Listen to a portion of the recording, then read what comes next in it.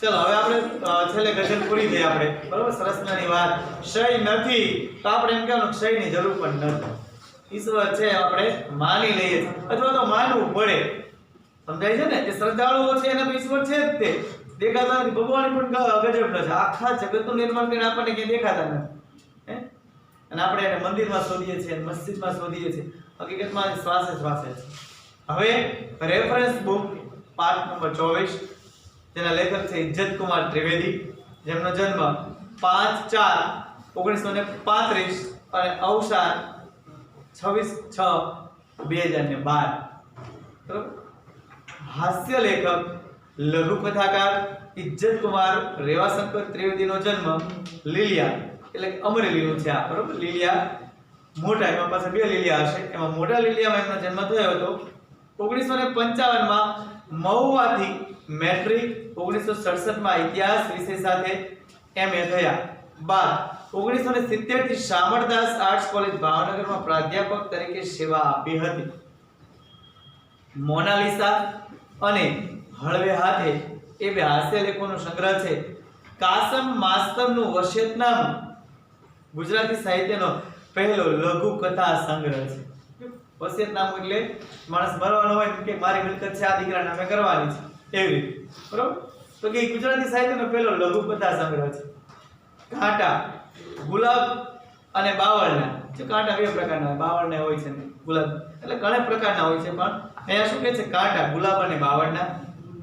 સુદામાના તાંદુલ એટલે ચોખા, વામનના પગલા, રાયના દાણા, ઘરદીવડા અને સાતમો કોઠો જેવા લઘુ કથાઓનો સંગ્રહ પ્રકાશિત થયા છે. એમની પાસેથી 200 ઉપરાંત લઘુ કથાઓ પ્રાપ્ત થાય છે. ઘણી હિન્દી અંગ્રેજીમાં ભાષાંતર પામી છે. એમનું જીવન તપ લઘુ કથાને અર્પણ રહ્યું છે. લઘુ કથા સાહિત્ય સ્વરૂપના ઇતિહાસમાં તેમનું સ્થાન મહત્વનું રહ્યું છે. કોનું? ઇજ્જત કુમાર ત્રિવેદીનું. ઘણા સાહિત્ય લખે છે, કોઈ કવિતા લખે, કોઈ મોટા પેલા કહેવાય નવલિકાઓ લખે, કોઈ નવલકથાઓ લખે. જ્યારે આમને શું લખ્યું છે? લઘુ કથાઓ લખેલી છે વધારે. આ લઘુ કથામાં માતૃ પ્રેમની તીવ્ર ઝંખના અનુભવાય છે. દારૂણ ગરીબીમાં પણ પોતાના પુત્રને ભણાવવાના અભરકા રાખનાર માતાના સ્નેહની અનુભૂતિ થાય છે. ભણી ગણીને ડોક્ટર થયેલો કથાનાયક જીવનમાં બાના જેવો નિર્વ્યાજ પ્રેમ કદાપી પામી શક્યો નથી. માતાનો પ્રેમ કેવો હોય છે? નિર્વ્યાજ, વ્યાજ વગર. હકીકતમાં ઈશ્વરે કહેવાય ને આપણે કે ઈશ્વર એવો પ્રેમ ના કરે છે, એવો પ્રેમ માતા કરે છે. આપણે જોઈએ છીએ કે કેટલી પરિસ્થિતિમાંથી પસાર થાય છે અને છતાં એનો હસતો ચહેરો આપણને હસતા રાખવા માટે. તમે જો ઘણી માતાઓ કેવી હોય છે કે આખો દિવસ કામ કરે છે. અમુકને તો ચાલો નોકરી હોય, ઘણી બધી સગવડતા હોય, પણ ઘણી બધી ગરીબ માતાઓ, તમે જો મજૂરના બાળકની માતા આખો દિવસ કામ કરે છે અને એને ખુશ રાખવા માટે અથવા તો એને એની ઈચ્છાઓ પૂરી કરવા માટે એ માતા આખો દિવસ તનતોડ મહેનત કરે છે. જીવનમાં જ્યારે માતાની જગ્યાનો ખાલીપો અનુભવાય છે ત્યારે માતાની સ્મૃતિ રૂપે સાચવેલી વસ્તુઓનો પીટારો ખોલી બેસી જાય છે લેખક. ચીડાયેલી પત્નીના પ્રશ્નનો ઉત્તર આપતા તે કહે છે, આ પોટલીમાં મારા જીવનની રેફરન્સ બુક છે. રેફરન્સ બુક માત્ર અભ્યાસ માટે જ નથી હોતી, જીવન અભ્યાસ માટે પણ હોય છે. જે માત્ર અભ્યાસ માટે નહીં, જીવન અભ્યાસ માટે હોય છે. પરંતુ પત્નીને એ વાત સમજાવી શકે તેમ નથી. માતાના સ્મૃતિ ચિહ્નોમાંથી કથાનાયક સતત જીવન બળ મેળવે છે. જીવન બળ એટલે જીવવાનું બળ. ઘણી વખત જિંદગી આપણને એટલી બધી મુશ્કેલીઓ આપી દે છે ને, આપણે હારી જઈએ છીએ. એમ કે છે કે હવે આના કરતા તો મરી જવું છે, અથવા તો આમ સારું તેમ સારું, અથવા તો વિચારે કે એ દિશામાં આગળ નથી જવું, એમ ભણવામાં આટલી બધી મુશ્કેલી આવે આગળ નથી ભણવું, એમ નહીં, જીવવાનું સતત બળ મેળવે છે. મુશ્કેલી કેમ આવે? અરે નાપાસ થાય તો બલન થાય તોય આગળ ભણવું છે. ફોર એક્ઝામ્પલ, એને જીવન બળ કહેવાય. જીવન અને માતાના સ્મૃતિ ચિહ્નમાં અમુક એવી યાદ સાચવીને રાખી છે લેખકે રેફરન્સ બુકમાં કે જેનાથી લેખકને ઇજ્જત કુમાર ત્રિવેદીને જીવવાનું બળ મળે. જાણે એ પોટલી કથાનાયકની નોળવેલ ન હોય, નડો એટલે બહુ સાચી રીતે સાચવેલી. ઘણી વખત સ્મૃતિ ચિહ્ન એટલે શું, આપણા માતા પિતાને અથવા આપણા દાદા દાદીને અમુક વસ્તુ ખૂબ જ ગમતી હોય છે. તમે જુઓ છો, અથવા તો એને કોઈક, અથવા તો આપણને અમુક વસ્તુ આપે છે. આ મારા દાદીએ આપેલું છે, આ મારા માતાએ આપેલું છે, જન્મદિવસે આપેલું છે, અથવા તો એમના જન્મદિવસે મને આપેલું છે. ઉદાહરણ સ્વરૂપ આપણે એમ કે કોઈ પણ એ સ્મૃતિ ચિહ્ન એટલે શું, એક માત્ર યાદ સાચવવા માટેની વસ્તુ. પછી કોઈ પણ હોય, પુસ્તક હોય કે સોનાની વસ્તુ હોય કે કોઈ કપડાં હોય કે કોઈ પણ વસ્તુ હોય કે આપણે એને સાચવીએ છીએ, સાચવીને રાખીએ છીએ. અમુક તમે જો અમુક ઘરમાં વડીલોના જૂના વાસણો પડેલા હોય છે. દાદા આમાં જમતા હતા, આ કાંસરી છે, આ એની પિત્તળની થાળી છે. અત્યારે કોઈ રાખતું નથી, છતાં અમુક સાચવીને રાખે, અમુક સંભાળના હોય. અને એ બાબતથી અથવા એ વાતથી આપણે એને યાદ કરીએ છીએ. અમુક તો યાદ કરતા જ ન હોય વડીલો, અને અમુક વારંવાર એમની પુણ્યતિથિ આવતી હોય ત્યારે અમુક વખત તમે જુઓ છો ધૂન ને એવું કંઈક રાખતા હોય છે અને પ્રસાદ ને એવું કંઈક વહેંચતા હોય છે. અથવા અમુક તો બટુક ભોજન કરાવતા હોય, બાળકોને ભોજન કરાવડાવે, અને અમુક ભૂલી જાય છે કાયમમાં, જાણે હતા જ નહીં.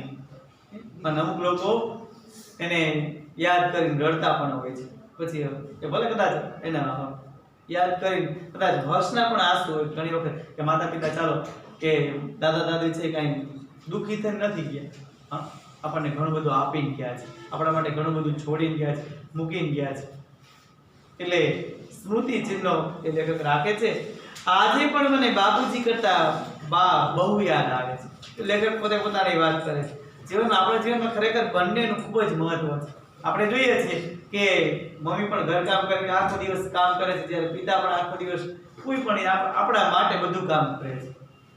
અને એમના વડીલોએ કરેલું હોય છે. અને અમુક માતા પિતા એવા હોય છે કે શૂન્યમાંથી એમને સર્જન કરેલું હોય છે, કશું જ હોતું નથી. ત્યારે ભાઈઓના ભાગ પડેલા હોય, અલગ થયા હોય ત્યારે કશું ના હોય, અને છતાં એ આજની જાહો જલાલી છે કે આપણા જીવનની જે ભવ્યતા છે એ સતત એમની મહેનતનું કારણ હોય છે. અને છતાંય ઘણા એવા સંતાનો નબીરા હોય છે, ફરિયાદ કરતા હોય છે, માતા પિતાએ શું કર્યું મારા માટે, એમ કહેવાની જરૂર ના હોય. આપણે સમજાય છે ને, અમુક આવું કહેતા હોય એટલે શું કર્યું તમારા માટે, આટલું તો એમના વડીલો એમને આપેલું જ હતું, એમના માતા પિતા એમને આપેલું જ હતું, આટલું અમારા માટે શું કર્યું. આવું કહેનારાઓ ઘણા માણસો હોય છે આજે પણ.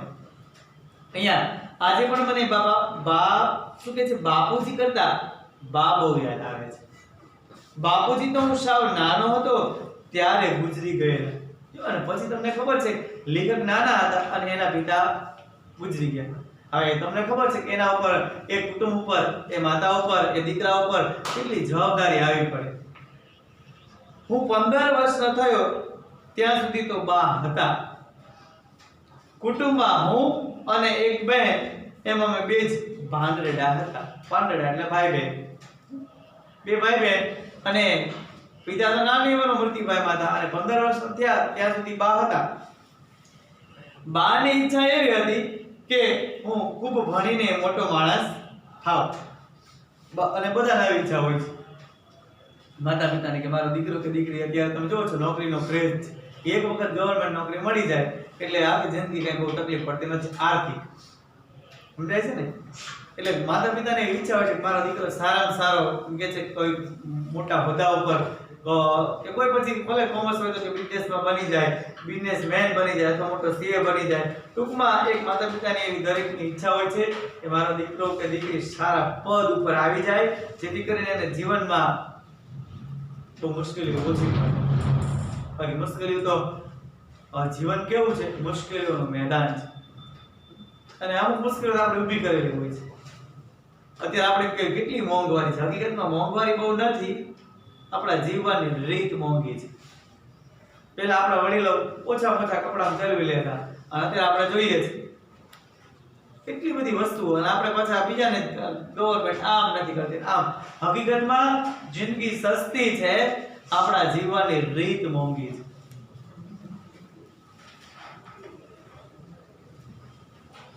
બાની ઈચ્છા એવી હતી કે હું ખૂબ ભણીને મોટો માણસ થાવ.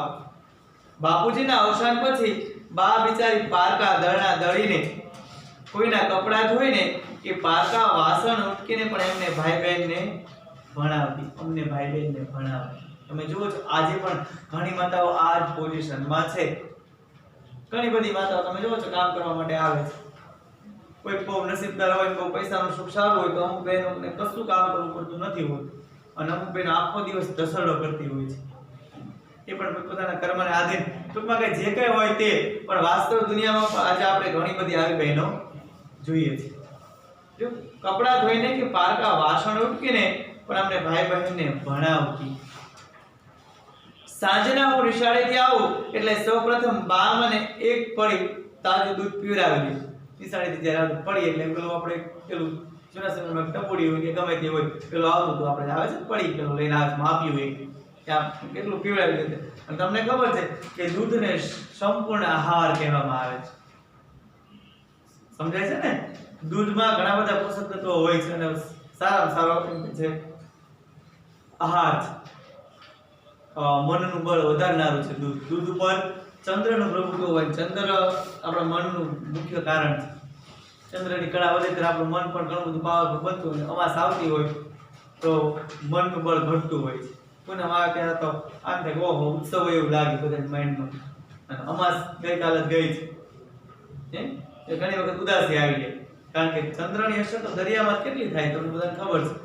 કેટલી બધા મોજા ઉછળતા હોય ચંદ્રની ચાંદની ઉડે પૂનમના દિવસે. બરોબર? પૂનમ અને અમાસ. અમાસના દિવસે સૂર્ય અને ચંદ્ર એક રાશિમાં હોય છે. સૂર્ય અને ચંદ્ર એક રાશિમાં હોય. સૂર્ય એ આપણો આત્મા છે અને ચંદ્ર એ આપણું મન છે. સમજાય છે ને? અને પૂર્ણિમાના દિવસે પૂનમની તિથિ આપણને ખબર છે કે દૈવી તિથિ માનવામાં આવે છે. ઘણા બધા માતાજીના દર્શન તે દિવસે થતા હોય છે. પૂર્ણિમાની તિથિમાં પૂર્ણ ચંદ્ર હોય છે અને પછી બીજા દિવસથી ચંદ્ર ઘટવા માંડે છે. અને અમાસના દિવસે સૂર્ય અને ચંદ્ર એક રાશિમાં હોય છે અને પૃથ્વી પર લગભગ બધી અસર એની જ વધારે હોય છે. હવામાન તમે જો સૂર્ય અને ચંદ્રના આધારે જ હોય છે ને વધારે બધું મોટા ભાગે. સૂર્ય ના દેખાય તો હવામાન કેવું ધૂંધળું લાગે છે.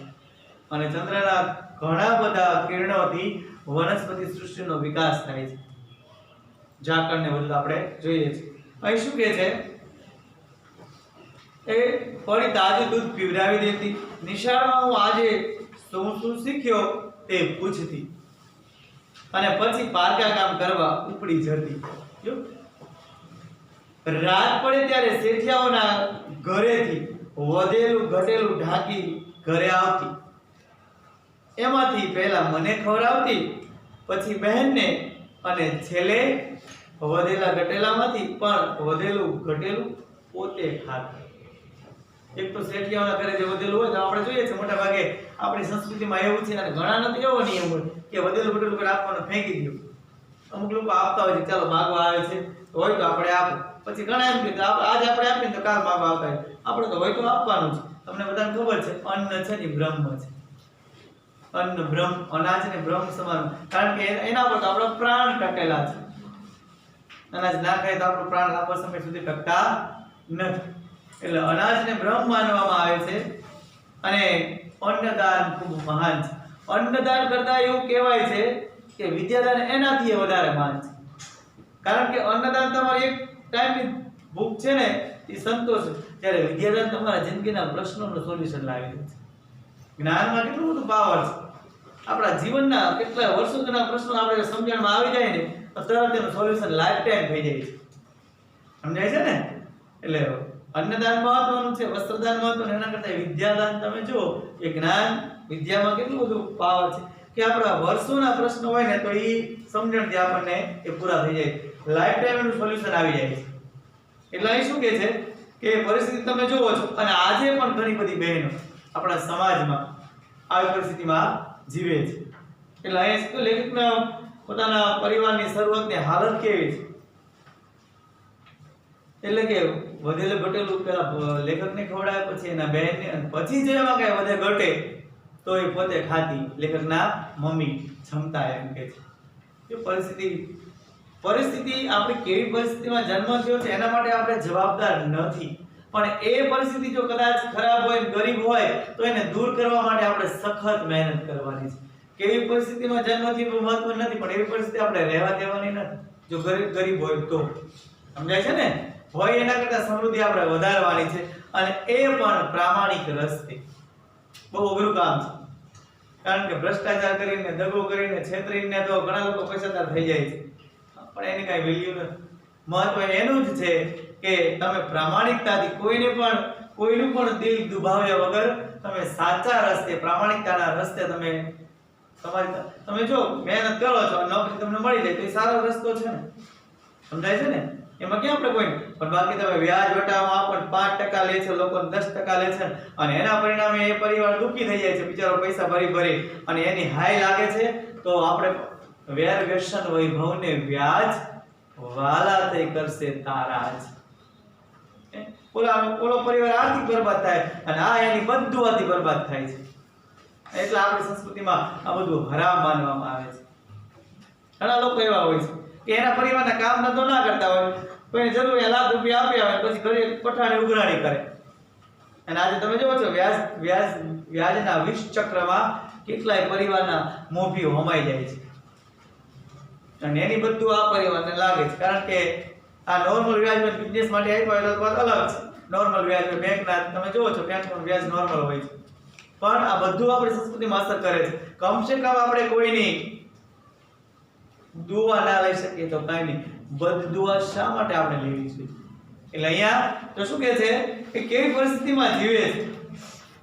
રાત્રે હું ફોટા વગરના મોઢિયા ફાનસના અજવાળામાં વાંચવા બેસું. જો એને ફાનસ હતું ત્યારે ફોટો ન હતો એમના ઘરે. અજવાળામાં વાંચવા બેસું ત્યારે બા મારી પાસે બેસીને બજર ઘસતી બેસતી. બજર એટલે પેલી છેકડી. અમુકને ટેવ હોય છે, અમુક વ્યસન બધા થોડું હોય છે. બા તો બિચારી અભણ હતી તેથી તેને કઈ ખબર પડતી નહીં, પણ મને ભણાવવાની ઉત્કંઠા એટલી તીવ્ર હતી કે ઘણી વખત પોતાની આંગળી ચીધીને મારા ટેબલ ઉપર પડેલું કોઈ પુસ્તક બતાવતા કહેતી, ભાઈ આ લાલ પુઠાવાળી ચોપડી હમણાં હાથમાં લીધી જ નથી, ભૂલી તો નથી ગયો ને? બાના પ્રશ્નનો જવાબ હું હસીને આપતો કે બા એ તો રેફરન્સ બુક છે, એટલે જરૂર પડે ત્યારે જ જોવાય. તો રેફરન્સ બુકમાં એટલે શું આપણે રોજની ડાયરીની જેમ લખતા હોઈએ છીએ ને કે આજે મેં આમ કર્યું અથવા તો આમ કરવાનું છે. અમુક તમે જુઓ હકીકતમાં ડાયરી રોજની એને કહેવાય કે આખો દિવસની દિનચર્યા તમે સૂતી વખતે લખો. દાખલા તરીકે આજ 12 ફેબ્રુઆરી છે તો તમે સાંજે સૂતી વખતે લખો 12 ફેબ્રુઆરી શું કર્યું આપણે, કોને પરેશાન કર્યા, કોને હળી કરી, કયું ચેપ્ટર ભણ્યા. એવું કાંઈ ન લખો, એવું તો લખો ને કોને મદદ કરી આજે. કારણ કે વર્ષો પછી આફ્ટર 10 યર કે 20 યર તમે જ્યારે જોઈશો ત્યારે તમને ખબર પડશે. લે તમે પાદરા સ્કૂલના સંસ્મરણમાં આવી જશો કે 10 વર્ષ પહેલા હું અહીંયા 11મા ધોરણમાં અભ્યાસ કરતો હતો, અથવા તો તમે 50 વર્ષ પછી વાંચશો તો તમને સંસ્મરણો તરત યાદ આવશે. સમજાય છે ને? અમુક લોકો લખે જ છે આત્મકથા, રેફરન્સ બુક કે તમે જે કાંઈ જોવો છો રોજની છે તમે જે કાંઈ કહો એ તો લેખકના બા તો પણ છે. એટલે એ આવી લાલ પુઠાવાળી ચોપડી આમ પડી રહેતી તો એના બા કહે છે એને ખબર નથી બેટા તું શું વાંચે કે શું નથી વાંચતો. ઘણા માતા પિતાને આપણને પૂછતાય નથી બેટા તમે, ઘણા નહીં ખબર બધા આમાંથી બધાને કે દીકરો કોમર્સમાં છે કે 11મા ધોરણમાં ભણે છે. અમુક માતા પિતા એવા હોય કે ના ખબર, કારણ કે એનું ધ્યાન ખેતીમાં હોય, પોતાના બિઝનેસ, એમને ખબર હોય કે આ સ્કૂલમાં ભણે છે. આવું પહેલા બહુ હતું, અત્યારે તો બધા મોટા ભાગે એજ્યુકેટેડ હોય તો બધાને ખબર હોય. અત્યારે તો ઘણા માર્કશીટ જ જોતા હોય અને ઘણા પાસે એટલા વિદ્યાર્થી હોય પપ્પા આ વખતે આમ થઈ ગયું છે, વાંચ્યું જ ન હોય. સમજાય છે ને? કારણ કે આ વખતે મેં વાંચ્યું તેની પૂછવાનું નથી ફોર એક્ઝામ્પલ.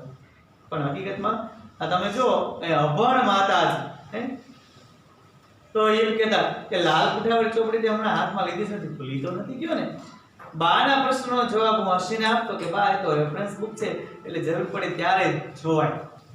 ઠીક ભાઈ, તને ખબર હોય પછી કોઈ ચિંતા નહીં, જો પછી કોઈ ચિંતા નથી. એમ કહીને બા મારા માટે ચા બનાવવા રસોડામાં જતી રહેતી. હું મેટ્રિકની પરીક્ષા દેવા ગયો તે દિવસે બાએ 2 પૈસા ઉછીના ઉધાર કરીને પણ લાપસી રાંધી હતી. આપણે ત્યાં તમને ખબર છે આમ ભલે અત્યારે આપણે બહુ નથી રાંધતા, જૂના સમયમાં લાપસીનું બહુ જ મહત્વ હતું, શુકનવંતી માનવામાં આવતી હતી. અને અત્યારે અમુક નૈવેદ્યમાં અમુક વિધિમાં આપણે લાપસી રાંધવામાં આવે જ. અષાઢી બીજ હોય કે કોઈ નિવેદ હોય કે કોઈ જગ્યાએ એક શુકન માનવામાં આવે છે, કારણ કે ઘઉં અને ગોળ આપણે ત્યાં બહુ શુકનવંતા માનવામાં આવે છે. સમજાય છે ને? એટલે અહીંયા તો જો મેટ્રિકની પરીક્ષા આપવા ગયા ત્યારે ઉછીના પૈસા લીધા હતા એના મમ્મી, અને ત્યારે પછી લાપસી રાંધી. અત્યારે મોટા ભાગના બહુ ભાવતી નથી અને બહુ બનાવતા નથી આપણે. કારણ કે બીજી બધી ઘણી બધી વાનગીઓ આવી ગઈ છે. લાપસીમાં ચોખ્ખું ઘી હોય તો આપણા શરીરમાં ઘણું બધું જેને કહેવાય ને સારા પોષક તત્વો મળે, ઘણો બધો ફાયદો થાય. પણ મોટા ભાગે આપણે તો બધાને કેવી ટેવ છે, મેગી હોય છે ને, વેફર ને આ બધી અલગ અલગ બાલાજી, ગોપાલ, શ્રીહરિ, કેટલા બધા નમકીન આવી ગયા. અરે ઇવન તમે પંજાબી, ચાઇના તમે જો વર્ષો પહેલા આપણે આવું કશું જ નહોતું. લાપસી પણ ત્યારે જ રાંધવામાં આવી હતી જ્યારે કંઈક પ્રસંગ હોય. અને અત્યારે તો કઈ અત્યારે દરરોજ પ્રસંગ જેવું લાગે છે રસોઈમાં. માણસો તમે જો, કારણ કે અત્યારે શું છે, અત્યારે મોટા ભાગનાનું જીવન ખાવા માટે જીવતા હોય ને એવું થઈ ગયું છે. હકીકતમાં આપણે મેન્ટલ આપણા બધા રોગોનું કારણ શું છે, આપણા બધા પ્રશ્નોનું કારણ શું છે? કારણ કે જિંદગી તો સસ્તી જ છે, આપણી જીવવાની રીત મોંઘી છે. આપણને ખબર નથી, બસ આપણે બસ જીભની મજા આવે ને, બહુ સ્વાદ, બહુ બેસ્ટ બનાવ્યું છે. જેને ભૂખ લાગી છે ને એ સ્વાદ જોતા હોતા નથી. સમજાય છે ને? એટલે અત્યારે મેં કીધું એવું થઈ ગયું છે, બસ માત્ર એટલી ખબર છે કે આ સારું લાગે છે. હકીકતમાં શરીરને સારું છે એ આપણને ખબર નથી. બસ જીભને સારું એ સારું છે આપણા માટે, અને એટલા માટે તો રોગોના ઘર જોઈએ છે આપણે. હવે શું કે છે, હું મેટ્રિકમાં પાસ થયો એ પછીના મહિનામાં જ બાનું અવસાન થયું. મેટ્રિકમાં લેખક પાસ થાય છે અને પછીના એમ કે છે મહિનામાં એમના બા ઓફ થઈ જાય છે. બા વગરના જીવવાના વિચાર માત્રથી હું થરથરી ઉઠ્યો હતો. બા એટલે મમ્મી છે, સાંભળજો. બા એટલે એમના મમ્મીની વાત કરે છે. વિચાર માત્રથી હું થરથરી ઉઠ્યો હતો. બાની કોઈ તસવીર તો હતી નહીં, તેથી બાની સ્મૃતિ જાળવી રાખવા બાની તપકીરની ડબલી, એક ડાંગલી તૂટી ગયેલા ચશ્મા, જે સાડલાના છેડાથી બાએ મારી આંખના આંસુ મરતી વખતે લૂછ્યા હતા, એ સાડલો અને એ ડબ્બામાં બા મારા માટે ભાગ રાખી મૂકતી તે ડબ્બો, આ બધી વસ્તુ એક પોટલીમાં બાંધીને એક બેગમાં તાળું મારીને સાચવી રાખે. 4 વસ્તુઓ છે. શું છે? એક તપકીની ચીકણીની ડાબલી, બીજું છે બાના તૂટી ગયેલા એક ડાબલી તૂટી ગઈ હતી ચશ્મા, અને ત્રીજો બાની એની છે મરતી વખતે બાએ આંસુ લૂછ્યા હતા, બરાબર, અને ચોથો લેખકના ભાગનો ડબ્બો. તમે જુઓ છો કે આજે પણ મરતા માણસ છે ને એ ઘણી વખત આપણા વડીલો હોય દાદા દાદી તો યાદ કરતા જાય, આપણા પિતાને કહેતા જાય બેટા આનું ધ્યાન રાખજો, બેટા આમ કરી નાખજો, મારી પાસે આટલું દાન કરજો, મારા આટલા પૈસા પડ્યા છે અહીંયા નાખી દેજો, ગાયને ઘાસચારો નાખજો. કારણ કે ખરેખર મૃત્યુ એ કેવી વસ્તુ છે. કારણ તમે જુઓ કે મૃત્યુ આ દુનિયા આપણે હંમેશા માટે છોડીને જવાનું, પછી એ દેહથી આપણે ક્યારે મળવાના નથી. ભલે આત્મા આજે મરો પછીની વાત પછીની છે, પણ આપણને ખબર છે કે એક વખત મૃત્યુ આવે પછી હંમેશ માટે આપણા સ્વજનોનો ત્યાગ કરવાનો છે. પછી કદાચ 200 રૂપિયા કોઈ મળતા હોય એ વાત અલગ છે, શું છે બધી આપણને ખબર નથી, બરાબર, પણ છતાંય કહેવાનો મતલબ કે ખરેખર મૃત્યુ એ કેવી ઘટના છે, કેવી દુઃખદ ઘટના છે, કે જ્યારે આપણને ઘણી વખત તો મૃત્યુ પછી સમજાતી હોય છે કે આપણે એમનું બહુ ધ્યાન ન રાખ્યું, આપણે કેટલી ભૂલ કરી છે, આપણે એમની સાથે કાયમ ઝઘડતા હતા, એ પછી ઘણી વખત આપણને બધું સમજાય છે. તો અહીંયા કે હવે તમે વિચાર કરો કે માની સ્થિતિ કેવી હોય, કારણ કે એના પિતા એના પતિ તો હતા જ નહીં, લેખકના પિતા તો હતા નહીં, તો એ જ્યારે મરતી વખતે લેખકના આંસુ લૂછે છે.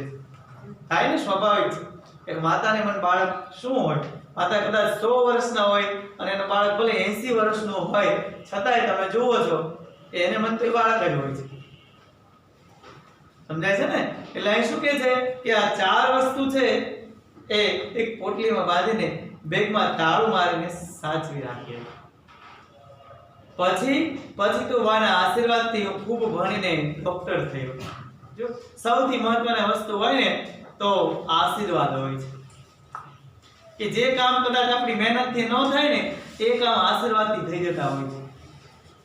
અને ઘણી વખત એવું ઊંધું બને કે મહેનત તો બધા કરતા જ હોય છે, પણ ઘણી વખત આપણે બીજા બધાની બધું વાત લીધી હોય તો આપણા ધારેલા કામ સફળ થતા નથી, અને ત્યાં આશીર્વાદની જરૂર હોય છે. ભગવાન કૃષ્ણ ભગવાન હોવા છતાં ઘણી વખત વડીલોના આશીર્વાદ લેતા હતા, ભગવાન હોવા છતાં. સમજાય છે ને? એટલે આશીર્વાદ જે આપણા નસીબને એક લીલી ઝંડી આપે છે, અથવા તો આપણા જે અધૂરા ઓળતા હોય મનના મનોરથો એ પૂરા કરે છે. કારણ કે આશીર્વાદ એ ઈશ્વરને કરેલી એક અરજી હોય છે. કદાચ બહાર એમ થયું હોય કે મર્યા પછી આનું ધ્યાન રાખજે ભગવાન, અથવા તો આને ડોક્ટર બનાવજે, એની ઈચ્છા પૂરી કરજે. અને વૃદ્ધો અને બાળકો અને વૃદ્ધોની પ્રાર્થના ભગવાન બહુ ઝડપથી સાંભળે છે. આમ તો નિખાલસ મન હોય તો ગમે એની સાંભળે છે, પણ આપણે જોઈએ છીએ જેમ જેમ મોટા થઈએ એમ આપણે આમ ભલે મોટા થઈએ છીએ પણ આપણામાં કાવા દાવા ઈર્ષા ન દેખાય, બધું ભરાતું જાય છે. પણ વૃદ્ધ હોય અને નાના બાળકમાં નિખાલસતા હોય છે તો મોટા ભાગે એની પ્રાર્થના ભગવાન, એટલે બા એમ કે છે મૃત્યુ પામે છે ત્યારે કહે છે, બરોબર, એટલે પછી ડોક્ટર બને છે લેખક. ભણી ગણીને ડોક્ટર થયો, એક મોટી હોસ્પિટલમાં હું ચીફ મેડિકલ ઓફિસર પણ થયો. ચીફ એટલે મુખ્ય મેડિકલ ઓફિસર, કે જેની નીચે બધા ડોક્ટરો કામ કરતા હોય.